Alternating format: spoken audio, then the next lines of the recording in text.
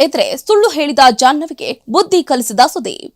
Big boss ಮನೆಯಲ್ಲಿ ಜಾಹ್ನವಿ ಮತ್ತು ಅಶ್ವಿನಿ ಆಪ್ತರಾಗಿದ್ದು ಮನೆಯ ಇತರೆ ಸ್ಪರ್ಧಿಗಳ ಮೇಲೆ ಪ್ರಭಾವವನ್ನ ಬೀರ್ತಿದ್ದಾರೆ. ತಮ್ಮನ್ನ ತಾವು ಮೆಚೂರ್ಡ್ ಗಟ್ಟಿ ಸ್ಪರ್ಧಿಗಳು ಅಂದ್ಕೊಂಡಿದ್ದಾರೆ. ಆದರೆ ಶನಿವಾರದ ಪಂಚಾಯಿತಿ ನಡೆಸಿಕೊಟ್ಟ ಸುದೀಪ್ ಈ ಇಬ್ಬರಿಗೆ ಬುದ್ಧಿಯನ್ನ ಕಲಿಸಿದ್ದಾರೆ.